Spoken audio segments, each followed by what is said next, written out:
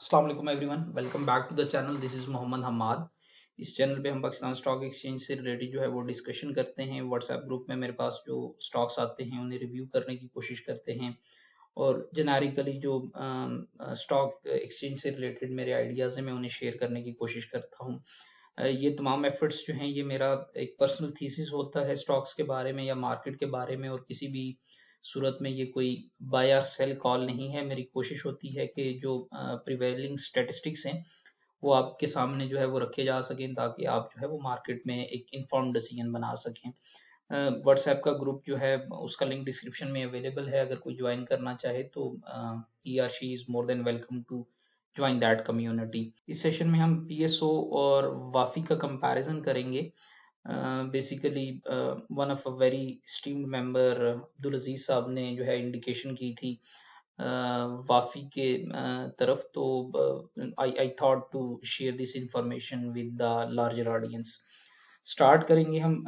Basically देखेंगे कि इसकी जो है वो नंबर्स क्या हैं, प्राइस टू अर्निंग क्या है, डिविडेंड्स कैसे हैं, और फिर इनकम स्टेटमेंट को कंपैरिजन करके देखेंगे कि कहाँ कहाँ पे जो है वो हमारे पास जो है वो नंबर्स किधर किधर जो है वो डॉट्स कनेक्ट हो रहे हैं।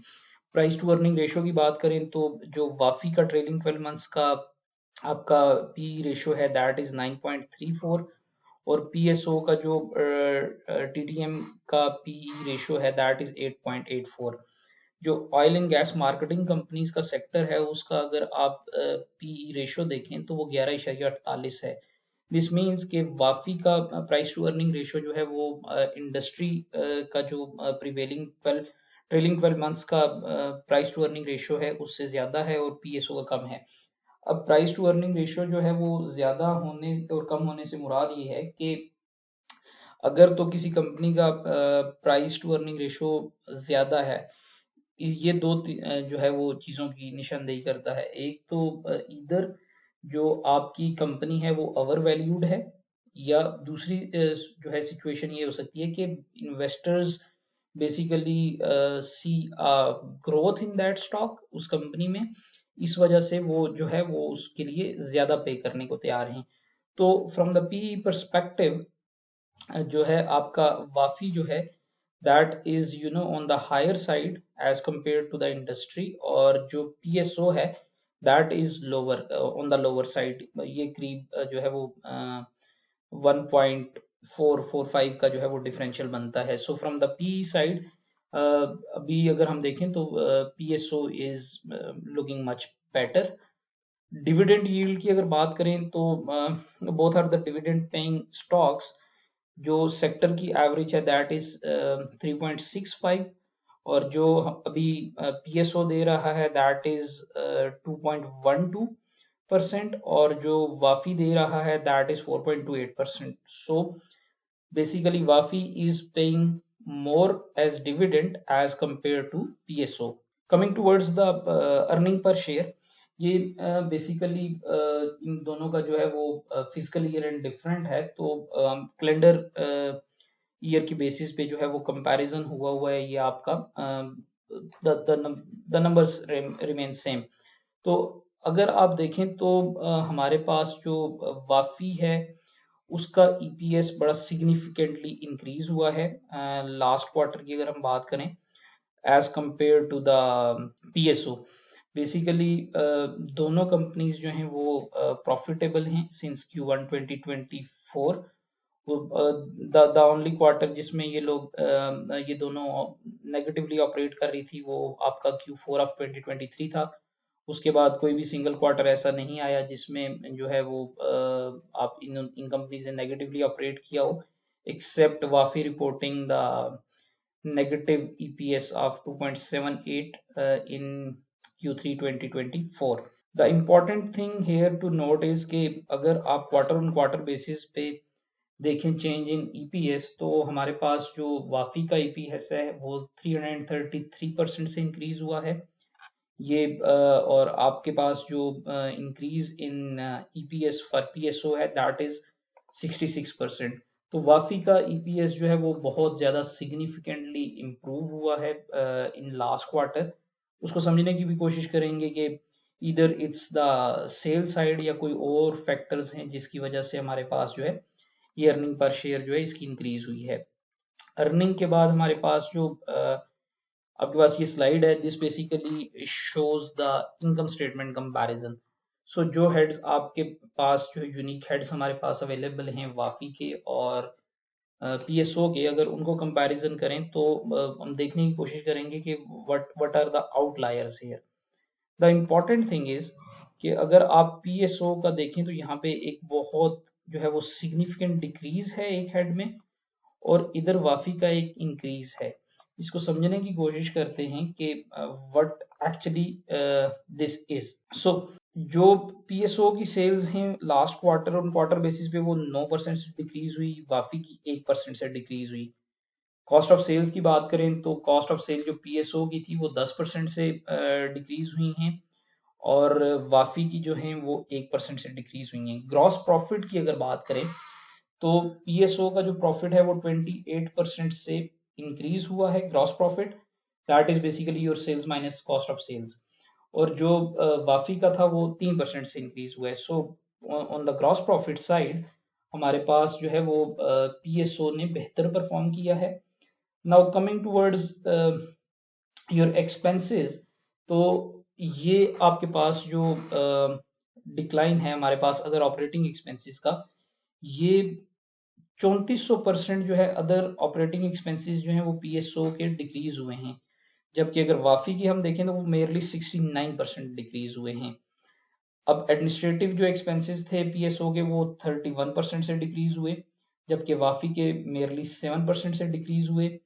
और इसके बाद हमारे पास जो इम्पॉर्टेंट चीज होती है आपकी ऑयल एंड गैस डिस्ट्रीब्यूशन में, that is a distribution cost basically. तो अगर डिस्ट्रीब्यूशन कॉस्ट की बात करें तो पीएसओ की डिस्ट्रीब्यूशन कॉस्ट जो है वो 25% से डिक्रीज हुई हैं, और जो वाफी की डिस्ट्रीब्यूशन कॉस्ट हैं वो बेसिकली इंक्रीज हुई हैं 31% से। ना तो क्वेश्चन अराइजेज कि अगर इतना कुछ वाफी की इनकम स्टेटमेंट में जो है उनकी सेल्स डिक्रीज हुई हैं, एक्सपेंसेस इंक्रीज हुए हैं, but what is the reason for the exceptional increase in the earning per share?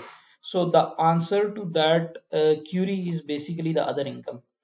Other income के हेड में जो है वो 349% का इजाफा जो है वो देखने में आया है वाफी का। ये basically other income is anything any income earn from by a company other than the core operations. मतलब अगर इनका जो है वो पेट्रोल और डीजल बेचने का कारोबार है तो वो उसके अलावा जो उनकी इन्वेस्टमेंट्स हैं एसोसिएट से, वहां से जो अर्निंग का हिस्सा आता है ये वो अमाउंट है। So this is the non recurring income, ये कंसिस्टेंट इनकम नहीं है। और इसमें जो 349% का हमने इंक्रीज देखा है उसकी वजह से जो इसके ऑपरेशंस थे, प्रॉफिट फ्रॉम ऑपरेशंस, वो 20% से इंक्रीज हो गए क्वार्टर ऑन क्वार्टर बेसिस पे। इवन दो ये अदर इनकम 349% इंक्रीज हुई है, but if we look at the profit from the operations, profit from the operation is basically your sales minus cost of sales minus all the operating expenses जो एक business को run करने के लिए चाहिए, उनको जब हम निकाल देते हैं तो हमारे पास जो है वो प्रॉफिट फ्रॉम ऑपरेशंस आ जाता है। तो प्रॉफिट फ्रॉम ऑपरेशन जो क्वार्टर ऑन क्वार्टर बेसिस पे पीएसओ का है वो 22% से इंक्रीज हुआ है, जबकि वाफी का जो है वो मेरली 20% से इंक्रीज हुआ है। देन द फाइनेंस कॉस्ट एक मेजर कंपोनेंट ये भी है, पीएसओ की फाइनेंस कॉस्ट जो है वो 13% से डिक्रीज हुई है, जबकि कोई सिग्निफिकेंट जो है वो डिक्रीज इन फाइनेंस कॉस्ट नहीं है वाफी के लिए। Now what this tells us is कि अगर हम जो है अदर इनकम का कंपोनेंट जो है वाफी का वो निकाल दें तो हमारे पास जो है इसने कोई इतना सिग्निफिकेंटली जो है as of now fundamentally perform नहीं किया है, neither on the sale side nor on the reducing expenses side. ये जो हम मेरी अंडरस्टैंडिंग है, the exceptional increase in the earning per share is the other income, that might not be recurring at all. So इसको अभी next quarter जो है वो दोबारा रिव्यू करने की जरूरत पड़ेगी कि इधर जो सेल्स और आपकी कॉस्ट साइड पे चीज़ें हैं वो कैसे चेंज हुई हैं, वाफी के नंबर्स इंक्रीज हुए हैं, बेटर हुए हैं या नहीं हुए। अगर तो बेहतर होते हैं ऑन द एक्सपेंसिव साइड या सेल्स की साइड पे, तो फिर जो है वो सिचुएशन डेफिनेटली चेंज हो जाएगी। But as of now the numbers for the PSO are much better than Wafi. But then again this is my personal thesis, you can definitely differ from that. अगर हम trading की बात करें, trading perspective से, तो ये आपके पास जो चार्ट नजर आ रहा है ये basically price volume for the 100 days है। अगर आप पिछले 100 दिनों की वॉल्यूम्स देखें तो हमारे पास जो आपके वॉल्यूम्स आते हैं पीएसओ में वो बहुत ज़्यादा हैं बेसिकली आपके वाफी से। तो वाफी में वॉल्यूम्स बहुत कम हैं, पीई रेशियो ज़्यादा है, और ट्रेडेबिलिटी पर्सपेक्टिव से वॉल्यूम्स का कम होना जो है वो कोई अच्छी इंडिकेशन नहीं होती, because you know if there are not too many people buying or selling that stock, तो उसमें कोई भी जो प्राइस है, बड़ा ऑर्डर जब अगर उसमें आता है तो price can move significantly from a given range. तो ये थोड़ी सी एक दुश्वारी होती है कि जो लेस ट्रेडेबल स्टॉक्स होते हैं उनको बेचना और खरीदना जो है एक डिसाइड प्राइस पे वो थोड़ा सा मुश्किल होता है। Yet again this is my personal thesis. मेरी कोशिश थी कि इंतहाई जिम्मेदारी से जो है वो आप लोगों के सामने तमाम नंबर्स जो है वो रख सकूं, ताकि आप एक इन्फॉर्म्ड जो है वो डिसीजन बना सकें। So this is pretty much it. Thank you so much for listening. Have a good day.